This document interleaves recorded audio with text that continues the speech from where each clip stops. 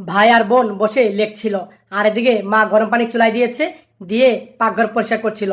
পাকঘর পরিষ্কার হয়ে গেলে তখন একটা কাপড় দিয়ে আর গরম পানি পাতিলটা নিল, আর এদিকে আসলো, হঠাৎ করে হাত থেকে পড়ে গেল, আর গরম পানি মার পা পড়ে গেল।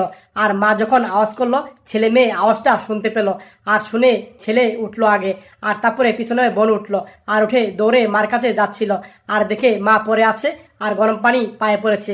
আর তখন ছেলে এ জায়গা বসলো, আর দেখতে পেলো মার পাটা পুড়ে গিয়েছে। আর তখন মাকে ধরলো, আর ধরে আস্তে আস্তে ভাই বোন আর মাকে রুমে নিয়ে যাচ্ছে।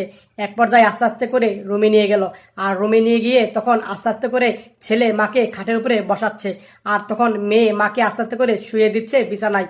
আর তখন মা শুয়ে পড়লো, আর তখন ছেলে বালিশ নিয়ে মার পার নিচে বালিশটা দিচ্ছে, আর পা বালিশের উপরে দিল, আর পা বালিশের উপরে দিয়ে তখন বলল যে বোন এখন কি করব আমি। আর তখন পা পড়ে গিয়েছে, আর বোন মাকে বলছে মা তুমি কোনো টেনশন করো না, সব ঠিক হয়ে যাবে, এই ছোট্ট মেয়েটা বলছে। আর তখন ছোট্ট মেয়েটা আরও তার ভাইকে বলল যে ভাই তুই এক কাজ কর, এই ড্রয়ারে দেখ পেস্ট আছে, পেস্টটা নিয়ে মার পায়ে লাগিয়ে দে, এভাবে ছোট্ট মেয়েটা ভাইকে বলল। আর তখন ভাই এই কথা মতো ড্রয়ারটা খুললো, আর ড্রয়ারটা খুলে তখন পেস্ট নিয়ে আর তখন পেস্টটা বের করলো, আর পেস্টটা বের করে তখন পুরা পায়ের ভিতরে ছেলে লাগিয়ে দিচ্ছিল মলমটা।